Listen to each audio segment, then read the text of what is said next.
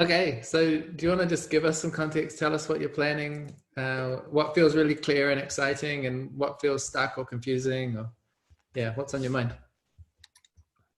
Yeah, this is a an interesting project as it's been percolating for years, and I think it starts with my own personal deep search for what it means to belong and purpose and meaning, and I felt a deep void of that growing up, fairly religious, but just not really feeling the vibes, and then not really taking the drinking the Kool-Aid when it came to I don't know, capitalism, and just diving into a life that my parents had, which is very career focused, and really wondering, well, why the fuck are we here? What's going on? And so I I've come to the realization over time that I'm not alone in this battle, and that was a very powerful insight I had as 4 years ago I left corporate world and got into community building world, and part of it was I couldn't find the community I was looking for,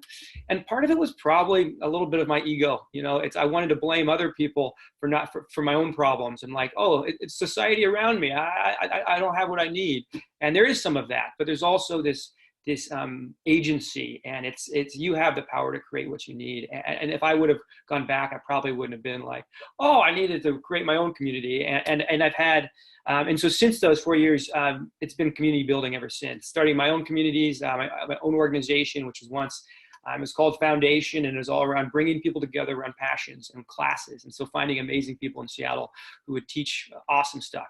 We would do everything from like, we would have science lectures to like cooking classes to like gardening class. Anyway, anything to just bring people together around shared passions. And I was burning myself out building community for other people, not necessarily realizing what community was that I was looking for. And as this idea was coming back in my mind, it really was something that was deeper, something that was vulnerable and real. And so this community has taken shape now with three purposes, and the three purposes are to help support each individual's pursuit of expressing their gifts, doing meaningful work, and living a life full of aliveness and wholeness. The context of that is for each of these community members, this means something different. And providing space to have the transformative, real deep conversations where and connections where people can really have the space to explore those things, and really have the support to be vulnerable in conversations when they don't. And the United States, and I'm sure this is elsewhere too, there is such a deep loneliness pandemic where people are just searching for ways to connect really and build meaningful relationships. And so I don't want to say this because we're recording, but it's a small plug for the micro solidarity workshop, because it was a great last piece of the puzzle that I was missing in a little bit of context. I've been experimenting with things, and I've had success, but really with this goal of co-creating, self-organizing, and decentralized communities. How can we start? What's the structures look like? What does function there? And I hadn't, and so I'm grateful for you both in that experience, and learning from everybody else in that room. And then I got this on Monday morning. I had to have a great call with Romy, and she's just an absolute delight. And so it's fun to just connect and find these relationships and stuff like that. So anyway, so as this last piece of the puzzle, it really started to take shape of, okay, what could this look like? And it's a huge relief when you realize sometimes less is more, and how can you create the environment where you have, once again, following some of the writings you've had, Rich, of how do we host this amazing once a year gathering, and how do we do that and just do it right, and mostly just empower co-creation. I've been a Burning Man veteran for close to a decade, and so I've seen the power of what, let's create a sandbox to play in and just allow people to co-create it and really build community around asking, saying that we're nothing without each of you. You have to come and build whatever this is together. And so having this one big annual gathering, having these quarterly gatherings, which are like potlucks / open space, to have these crew formations. And then in everything in between there, we have these crews that are forming, and these crews that are doing things on their own. And so it's such a deep level of empowerment, encouragement, and that's what people want from their community. They want that empowered agency. They want that responsibility, and so it's a powerful place in that. So anyway, so the main thing I'm working on right now, which ties into some of the work with building belonging, actually, and I can expand upon it, but I wanted to take a breath and stop talking in a second. But it's thinking about this emergent community co-design process. And it's, okay, so we've got the initiators, as you've titled them, Rich. It's I've got now, I'm sending out invitations. I'm connecting with like 7 to 10 people that I'm like, okay, this is our core. This is what we want to do. What's the process look like from there? And so that's where my creativity, and that's where it's been super fun. And it's also similar to the exact thing I'm doing with building belonging, which is another little core community. And the challenging thing there is it's celebrating differences, intentionally being diverse, and making sure that you're cultivating this space where everyone feels like they belong in it, and especially that's not homogenous. Like when I heard the story of the beginning of Inspiral, it sounds like it was probably just a lot of, a few white dudes who are already aligned with their work and their perspectives, which makes it easy to start at that point.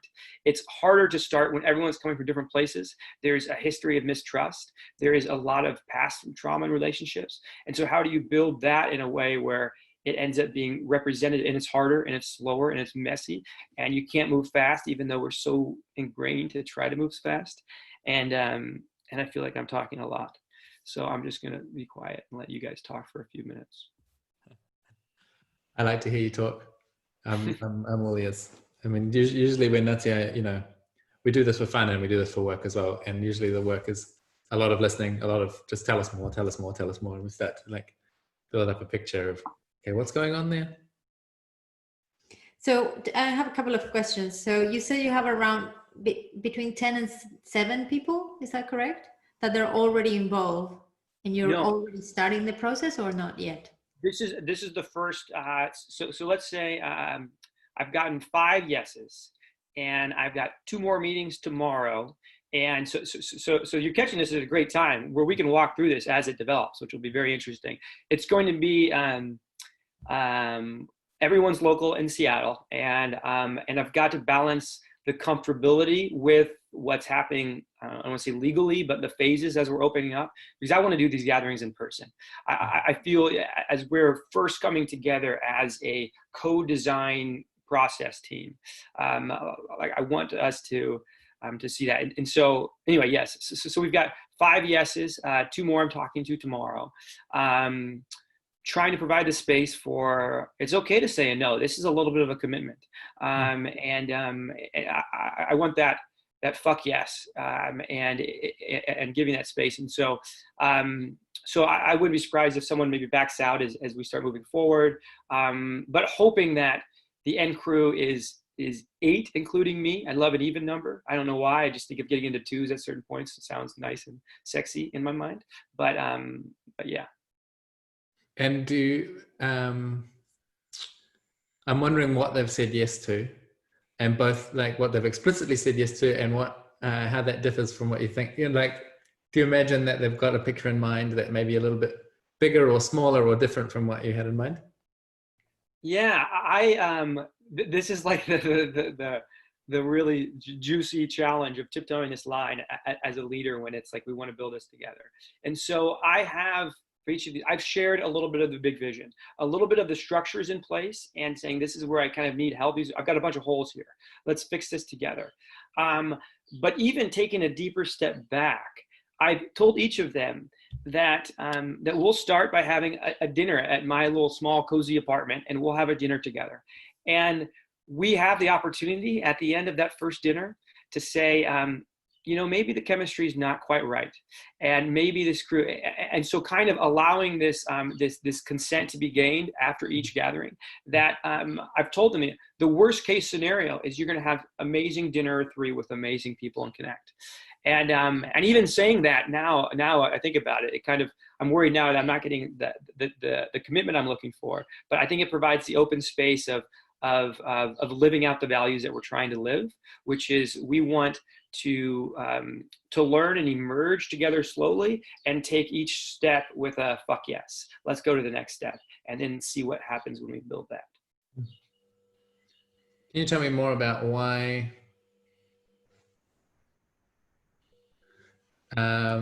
why do you say we instead of I? And why are you interested in co-creation?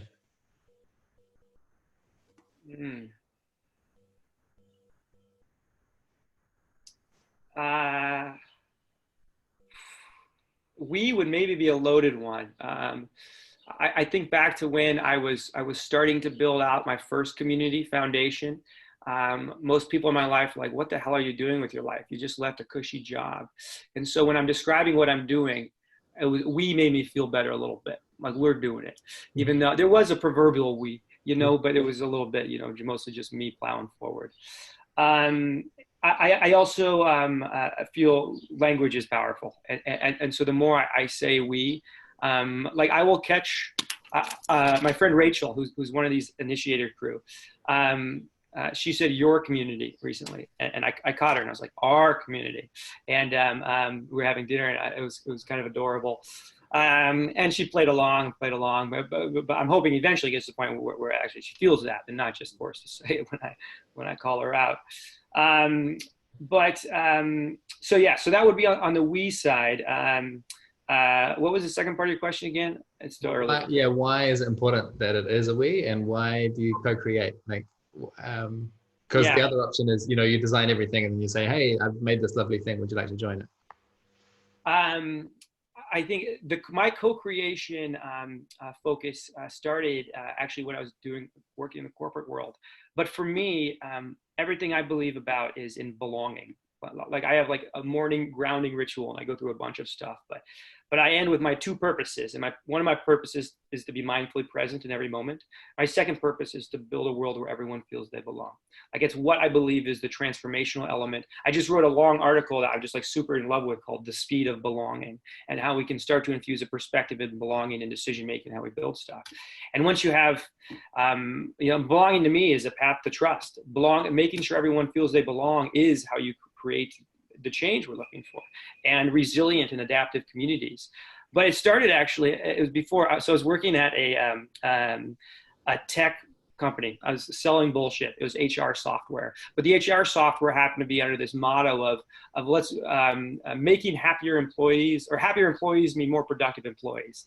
Like just the total just slogan bullshit, But something that the main point of the product was an engagement platform that allowed for anonymous feedback. And this started in my journey 5 years ago, realizing that when people feel like they're a part of the decision-making process, they're so much more engaged. And so how can we deepen co-creation in a level that empowers that engagement, but really empowers and encourages belonging? Because when you feel like you belong in the decision-making today to what we're building tomorrow, then that is powerful. And so if I wanted to build the strongest community, and I will, selfishly, I want this community for me, let's say, I still want to empower everyone else, because then it ends up being the ecosystem that I want to be in. It ends up being that little pond I want to play in. So co-creation for me is just simply a path to creating a community of belonging. And I don't know if there's any other way. And maybe there was, I don't know, church doctrine and saying that you need to fit in to be a part of a community. You need to conform to how we believe in it. But now it's, not only now do we have to do that, but I go on a small little tangent here about the internet providing a voice, and now we feel like we have to be a part of everything, and so now we can't go back to that type of shit. But we don't even want that, because it's not even true belonging. That's just saying people want to be a part of something, instead of saying that we need you as your true fullest self. We need you standing up for what you believe in. We need you, all your differences, all your weird quirks and your gifts, to be a part of our community, to make it what we are. And I think a lot of that starts with co-creation. So, how do you conceptualize your role as a Jordan as you're holding some kind of additional commitment, enthusiasm, vision, possibility, spark, and you're inviting other people to come and be with you, all of those things. How do you think of your role at the moment? Like before that, true equal ownership thing has happened, the co-ownership piece. It will first off, it'll have to be me listening to my post-it on my mirror that says "Let go of control" every day, and keep doing that, even though I struggle with that, especially when I have a vision that I really love. It is going to be it's a challenge,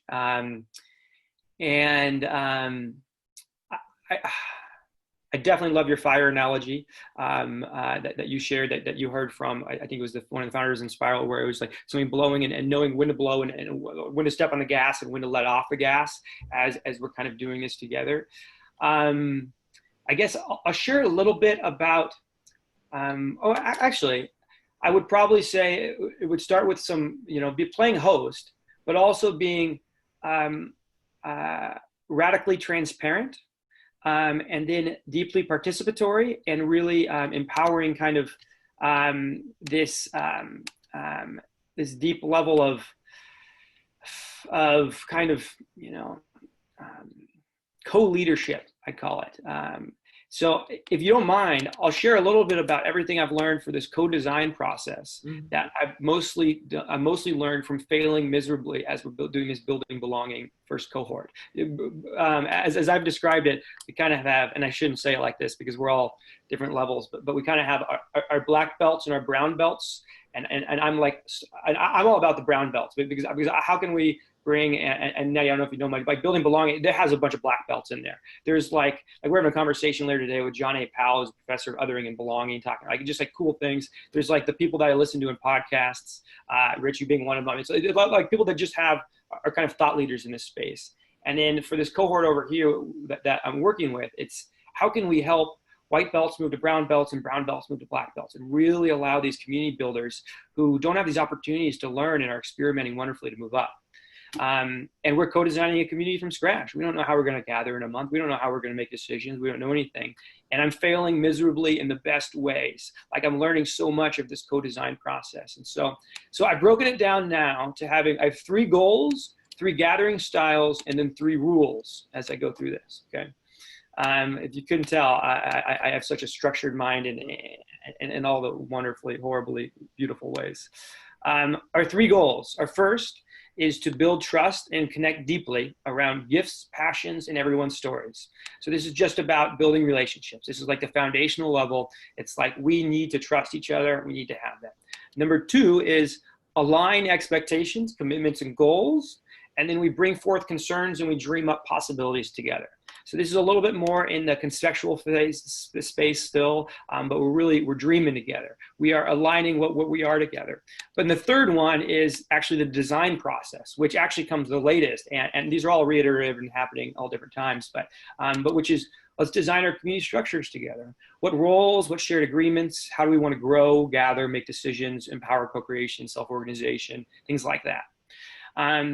Then I have 3 different gathering styles, and they will be played at some events. Will have some gatherings. Let's say we have 4 gatherings planned with these co-designers, and that's the commitment we've asked for after this first kind of get to know each other session. And some events, some gatherings will have a mixture of these. But our first is just facilitating exercises for connection. These are like authentic relating, collective presencing, Story Bridge is a circle way, is a couple local organizations who are doing really cool things to build relationships. The second is the Lean Coffee Agenda. If you guys have used that, it's basically, we're going to co-create the agenda, but we're going to stay together as a whole team. And so it really empowers that at the beginning and starts to shift responsibility from me as a leader. And the third is open space. Let's ideate, let's break into small groups around some of the things we're working on, or just around conversations we want to have. It also allows for different speeds to happen. Some people are like, I want to figure out this. I want to start the building. Others like, I need to start just getting to know you better. And so things like that. So those are the 3 gathering styles. And then my 3 rules are, we rotate facilitators. So I'll do the first one, but then let's say the next gathering 2, we have 30 minutes of connecting games and an hour of lean coffee. We're going to have one facilitator do connecting games, and they could take it any way they want, and one facilitator doing lean coffee. And then of course lean coffee is just going to be what's top of mind. What are we doing there? And then the third, rotate facilitators. Oh, the second rule. Second rule is, in between every gathering, you need to connect with someone new. So go have a one-on-one, go talk. This is outside of our big gatherings, but just encourage people to deepen relationships and trust. And the third goes back to me reading my post-it every day. Lean in, let go of control, and allow emergence to take shape. So those are like my 3 new goals, 3 gathering styles, and then 3 rules. And I'll be 100% transparent with all of this. What my thinking is the second we gather together, and it's like there's no veil here. This is crazy community experimenter Jordan throwing shit on the wall and seeing what sticks. Let's just go about this together and see what happens. You talk about this letting go of control, and what are are you ready to let go of all those things that you plan? What happens if people start pushing back on that, and they're like, yeah, but I don't believe in this rule, and no, I don't think that expressing gifts should be one of the purposes. Are you willing to let go of those things, or you're very these are the things that are not changeable and these are the things that are? I've thought about this. I kind of hate and love you both for asking this, because it's going to be a challenge for me.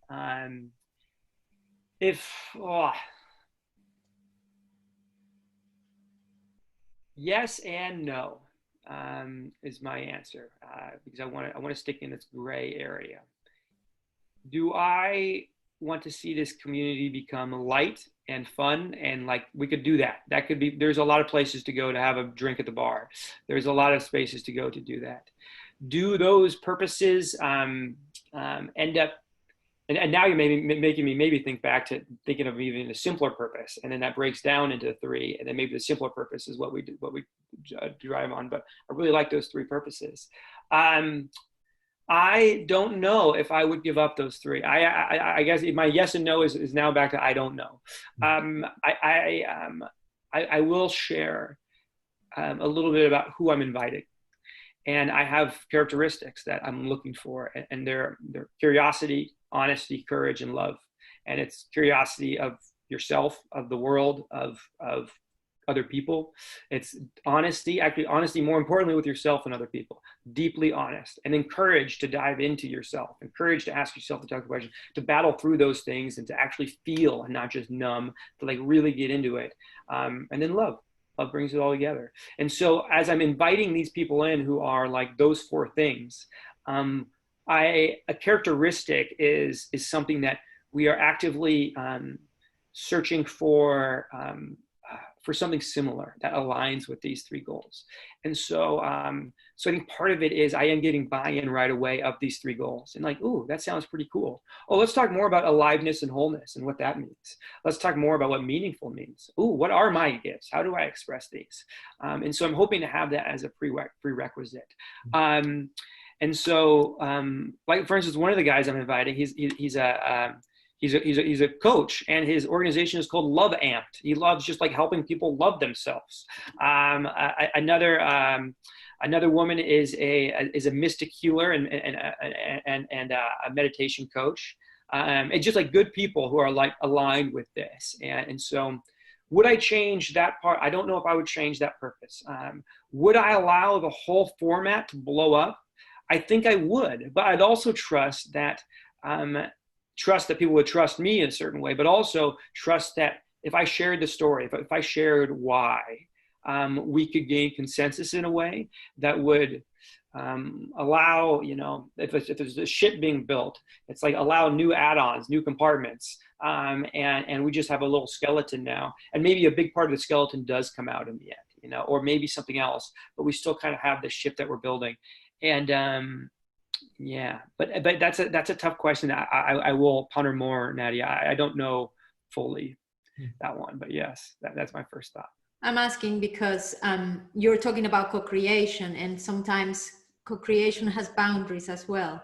So, and actually, well, some people say that the boundaries create, give a bit more energy to what you're creating, right? The creative constraints.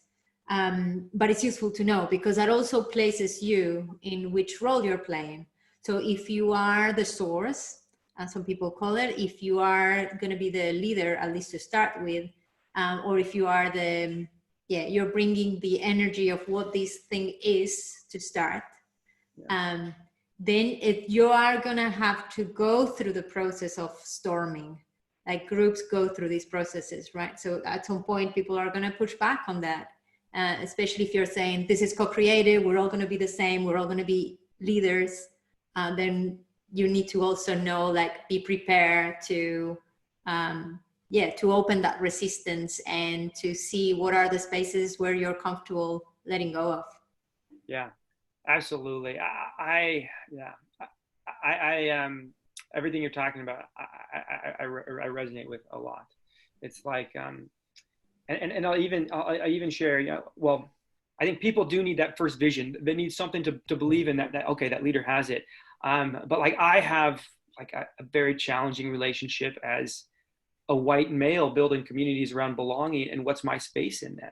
And so my like, I don't know, 10 years ago, I just wanted to be the leader. I just wanted to, do that. Now I want to take a step back quicker. And I've got a troubling relationship with me as a white man in front of a room, building a diverse community and what that looks like.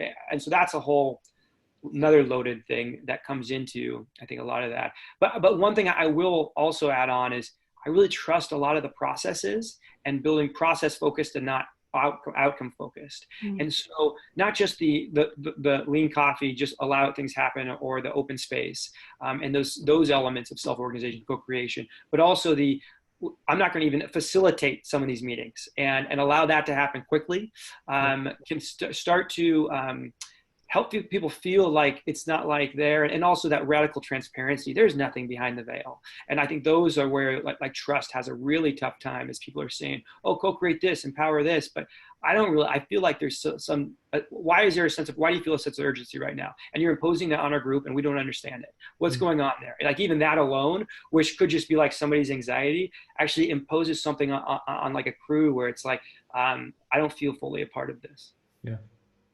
I mean, part of that transparency is answering these questions from Nati and then coming up with a good answer and bringing that to the group and saying, like, these parts I'm actually really attached to, and it's going to take a real huge amount of energy to move me. And I don't think it's, I think it's useful for like maybe a 6-month period or something that we just take this for granted. That's a good enough place to start. And then these other parts, like, I'm not so attached. I think I'm just trying to get the ball rolling as a useful gesture for us to start interacting with. And if it looks completely different next week, that's a good result. But if you can be transparent about that, then I think it will help people to settle in and know what their place is. Yeah. Because, I mean, I use the hospitality metaphor a lot because it really helps me. Like when you think about the first time that I invite you to my house, like, why don't you come over and have dinner with us? You are operating in a really constrained way. The first time you enter into that space and you're like, I mean, I've got to show you where are the different places, and then I cook you a meal or something and then say goodbye. And then the next time maybe it's, oh, come stay a few days. And maybe the third time is when I'll actually say, make yourself at home, and I'll mean it, like, please, the fridge is yours, take from it, but also stock it up occasionally. Like, you can start participating in setting the norms of the space. I'll say, like, when we have guests, I really like if it's quiet in the mornings so that I can have my focus. And you can also have your own contribution to those norms. Like, what would help you have a great time here? And that's a process, right? It takes some time before you really accumulate that trust. Whereas if you walk into the house the first time and I say, make yourself at home, my house is your house, do what you like that'll be very unsettling and confusing. And I don't even know where things are. Like, what is this place? What are the opportunities here? How do things work? Like, there is a really enabling kind of hospitality, which is, like you're saying, the enabling constraints. Like, the first invitation is for you to have a meal with me. I mean, you've sort of described that too, right? Like what you're inviting people into is literally a meal. And that the commitment doesn't extend until after they sort of re-up their consent after that. But I suspect that the more you can be transparent about the limits of freedom, the better. Yep. There's another piece that I'm sniffing around in there too, which is like,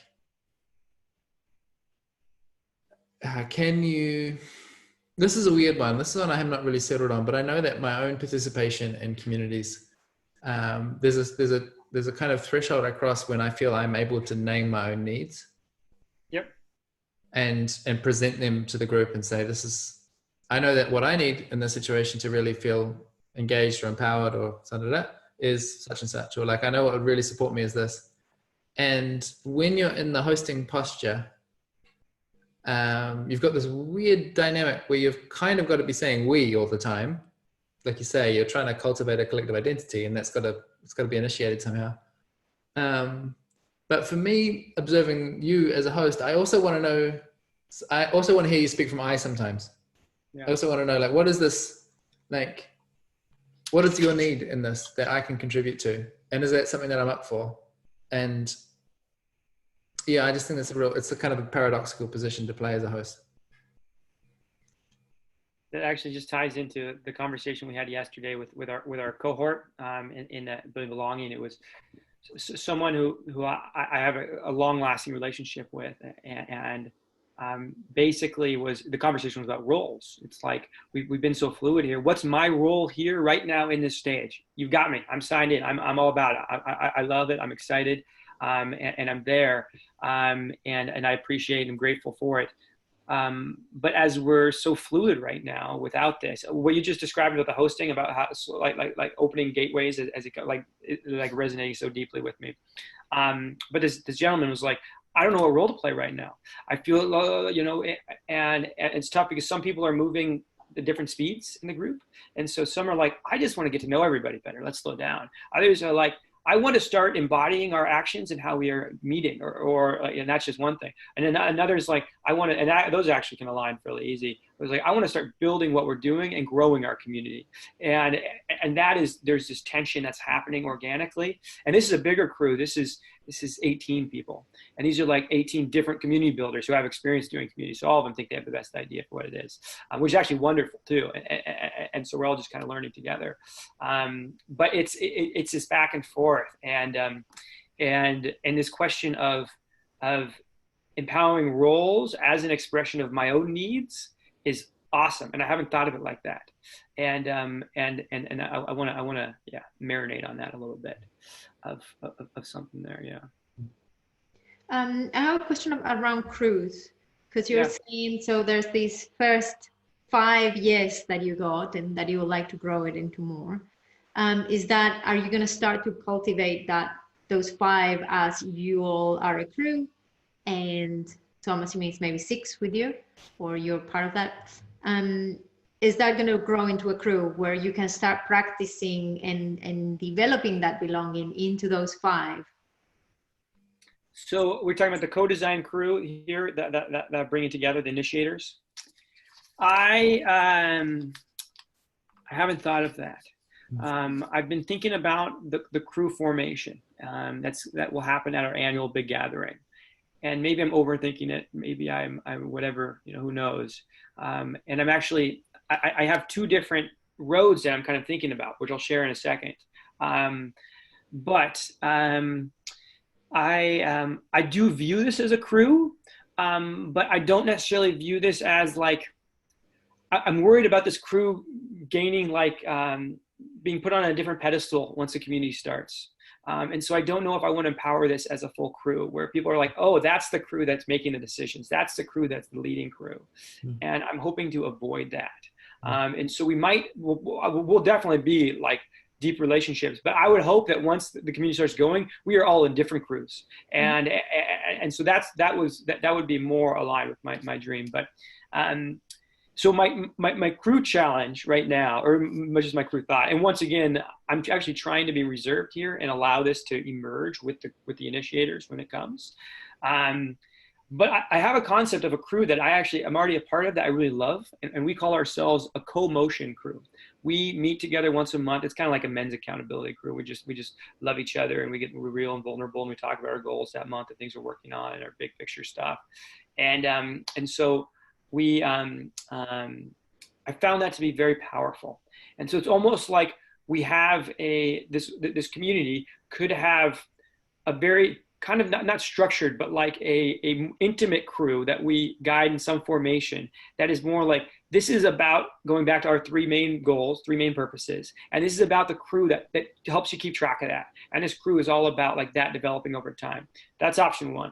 Option two is we allow crews to emerge around passions and projects and saying that the work that you're going to be doing, and maybe it's like 5 people, and maybe you could facilitate this through some open space type style thing, which is kind of like, okay, throw ideas for crews that you want and then self-organize, or you can allow something even more organic. But pursuing this kind of focus of, okay, you guys want to do a volunteering project, or you want to do a book club, or you want to do something, and just allow crews to form in passion. And they're not mutually exclusive either, one or the other, but it's like these co-motion crews, or let's call it project pods. And that's what I'm calling in my mind, at least. And do we have one or the other, or both? And so I'm juggling that, because I really like the idea of this small, intimate crew that checks in on these questions that we're helping people go through. That deepens in relationship, not just around an activity or an effort, or a growth opportunity or something. It's more just like, I don't know. So this to me is really interesting. I don't know the answer, and it's part of the reason why I'm eager to have a lot of conversations with people taking different approaches, because I suspect that there are some kind of we may discover some sort of standard patterns over time. So there's one which is, you can explain how it works at Inspiral. In the guild, which I'm part of, we had a big gathering, and people got a chance to meet each other for 3 days, and then we managed to convey, hey folks, it's important that like your sense of belonging here probably will depend on you having a crew of some kind of small group that you're going to be checking in with on a regular basis. So it's sort of like your mission to find a place to settle into. And it was quite an unstructured process, which was like I got a message from someone who was in the group saying, hey, I'd love to meet with you, you and you. I think the 4 of us would make a really cool little unit. Just like I thought we had there's something distinct about us that's a bit different from the whole, and I'd like it if we could meet. And that was it. That was the process, so it was very basically random. And there's also someone who's got an overview of the whole community and going like, does everyone have a spot? Is there anyone that's looking for a spot that doesn't have one, and doing a bit of matchmaking to fill that up. The other approach is very different. What we're doing with Alter Ego, another community. This one is like, we've not constructed a big story and a big vision and say, will you come to this big commitment? We've been doing it very one step at a time. So the first invitation is, hey, we've done some very intentional convening, thought of 5 people that would be great to meet each other, and said, hey, can you come to one call? And then at the end of the call, if they had a good time, we say, would you like to come to the next one? And then the next time we say, would you like to come to 6? Could we commit together that we'll do this on a rhythm? And then at the end of the 6, we'll have a retrospective and we'll see. And we've set up 3 of those, and they've just reached the stage now where they want to be hosting instead of having me and my co-host managing it. So there's the kind of self-organizing energy is happening. And the next stage we're going to do is bring them all together online. And then the stage after that is to bring them together face to face.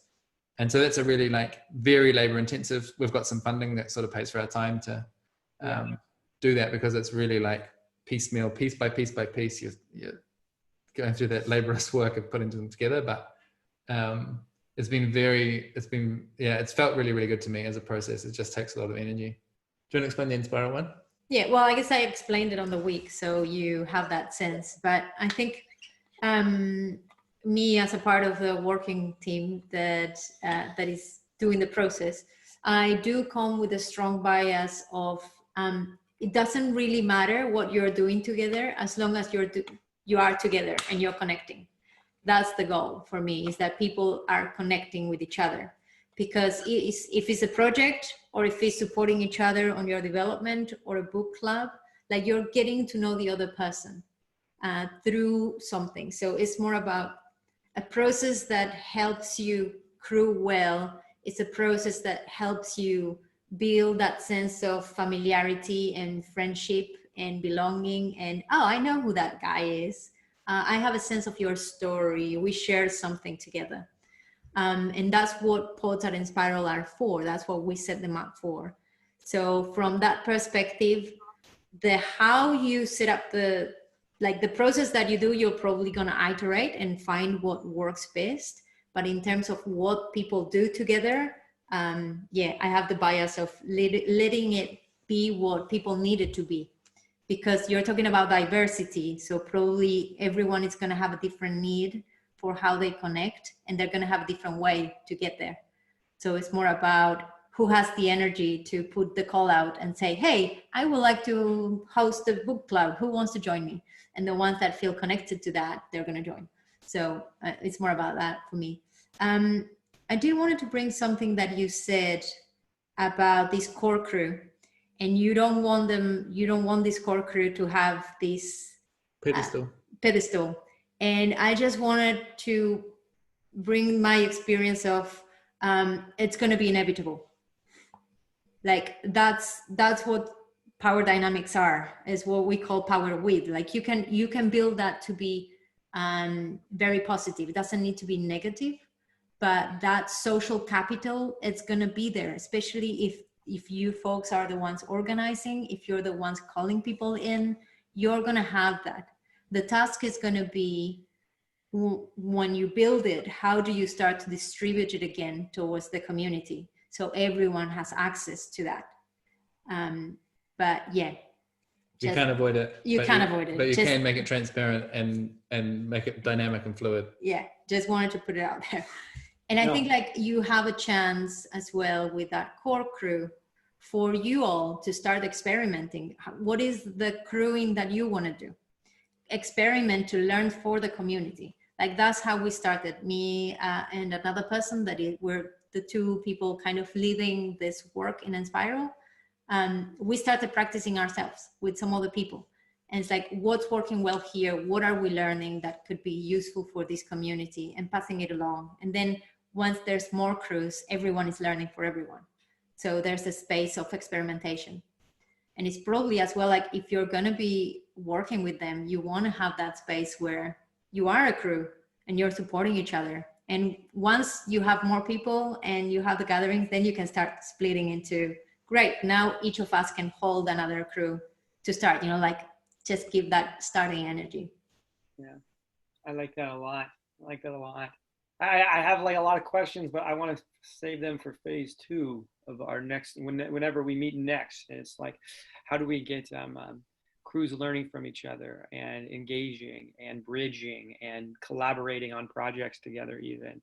A fun idea I had the other day was, again, between our annual and our quarterly gatherings, we have one ask of each crew. Obviously, we let them do their things and connect, but we ask them to do one project for the community.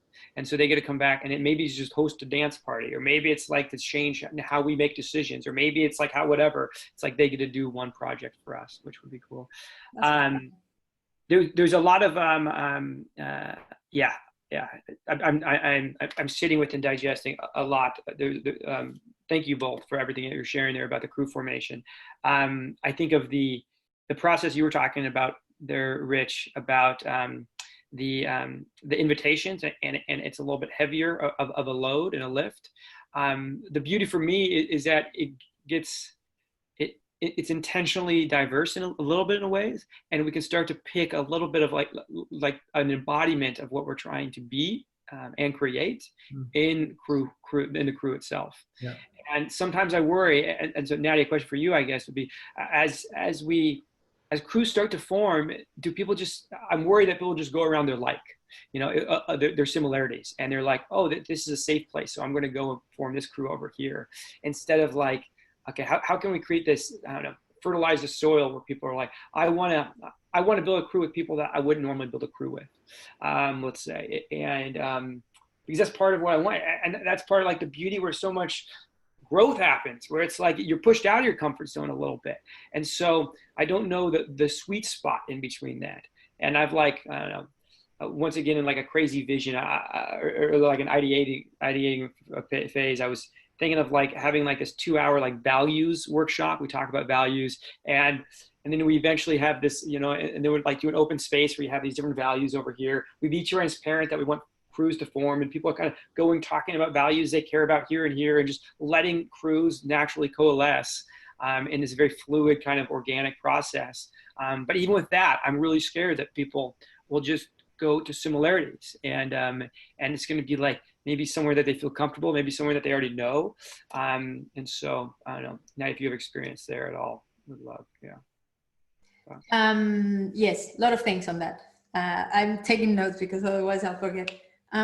So I think there's two pieces here for me. Well, there's a lot of pieces, but one piece is the way we do it in Inspiral is not that, well, you can obviously go to anyone in the network and say, hey, do you want to crew with me?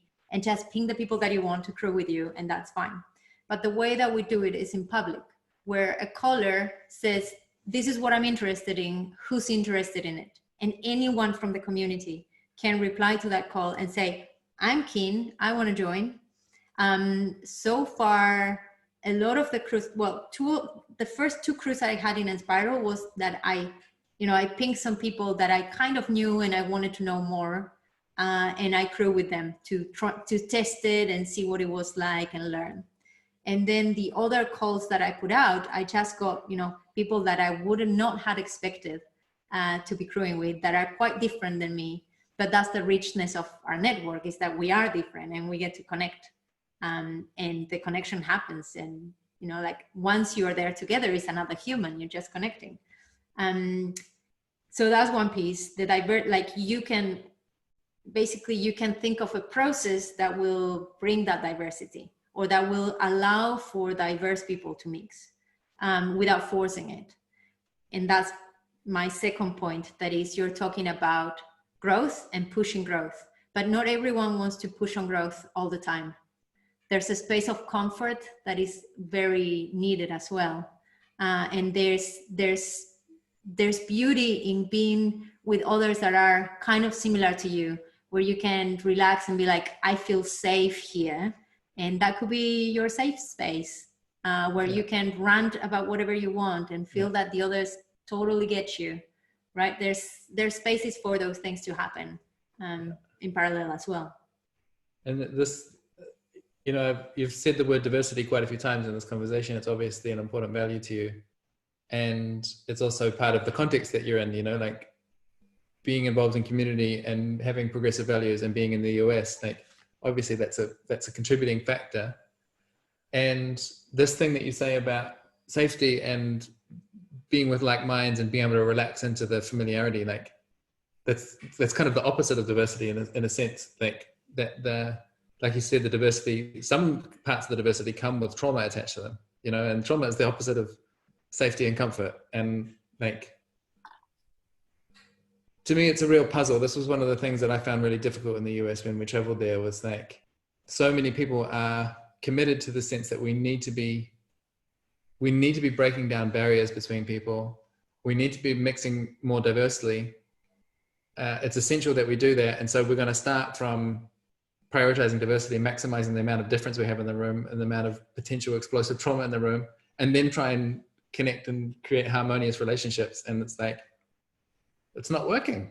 I think there's this, I don't know what is the right formula for the context that you're in.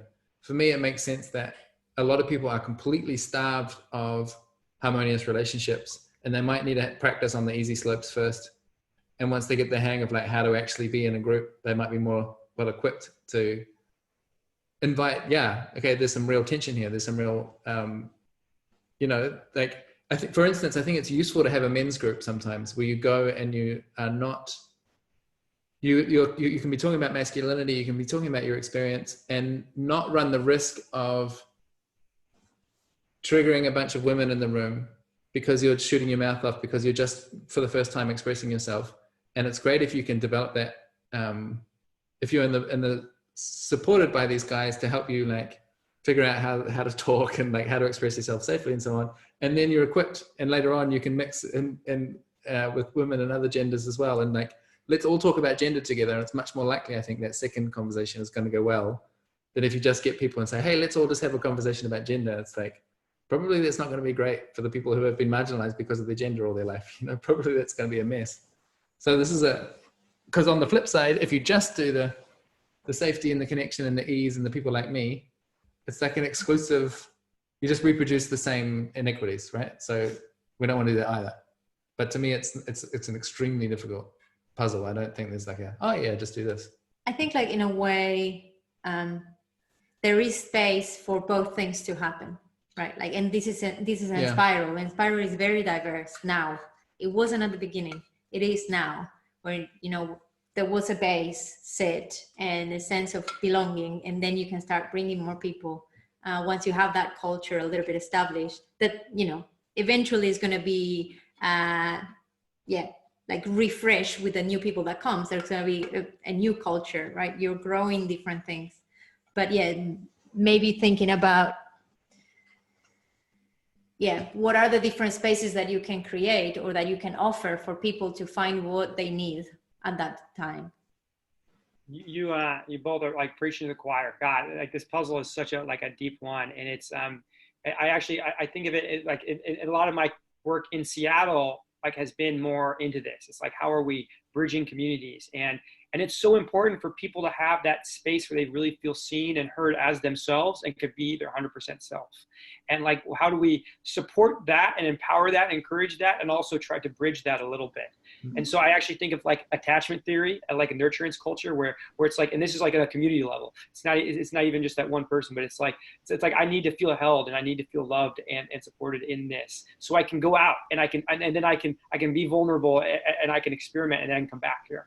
And how does that happen?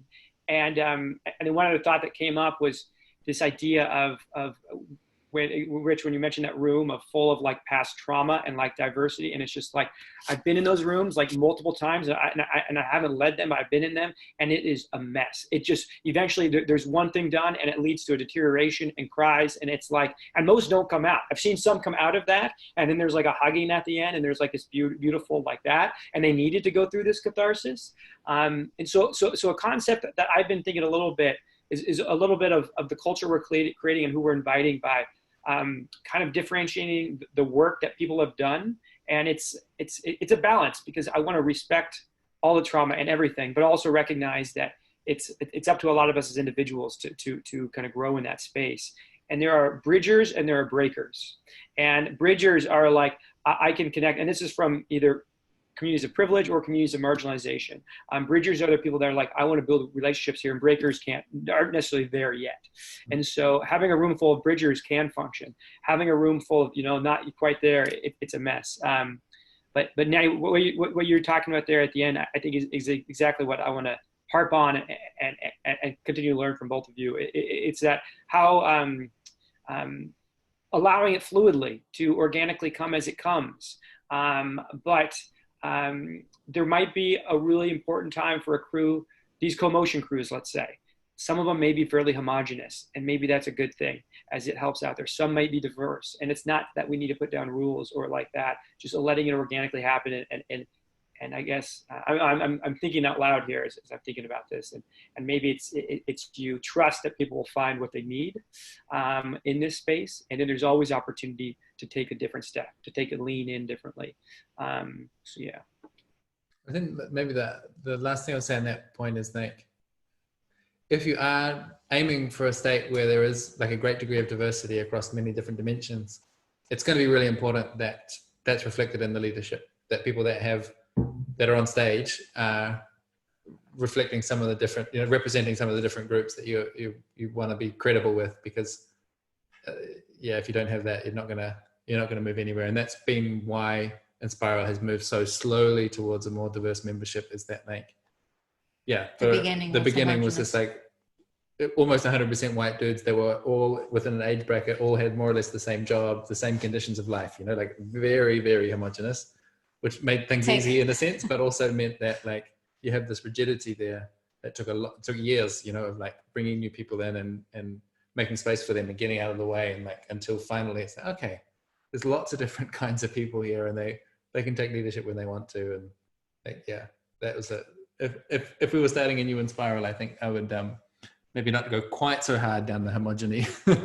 We kind of overdid it. But it seems like you already have that, right? You said you're reaching out to people that are different, that you're bringing that diversity, but that have some core values that is what brings you together. You can have different opinions, different views. Exactly. I'm thinking like value and energy aligned, diversity and background experiences and identities. It's like we need at least, as I'm saying it, it's like 60% women, 50% people of color. And that's just what I'm thinking in my mind. I don't want to put numbers or anything like that, but it's how I'm conceptualizing it as I do want to have different, we're all walking through life differently, and race is a thing, and everything is, you know, how we go about gender. It's important life experiences that change, and the more diversity I think we can have in this stage allows for a more potential beauty. And then of course, absolutely, it's representative of what will end up being built together. So yes. That's great. I'm really glad that you've shared with us, and potentially other people that are listening in. And I would be up for having another conversation at some stage, you know. I don't know what the right tempo is, but at some stage when you've made some progress and you've got a fresh batch of challenges, it would be fun to learn along with you. I'd love that. Absolutely would love that. Yeah. Great. I'm going to stop the recording. Bye-bye. No.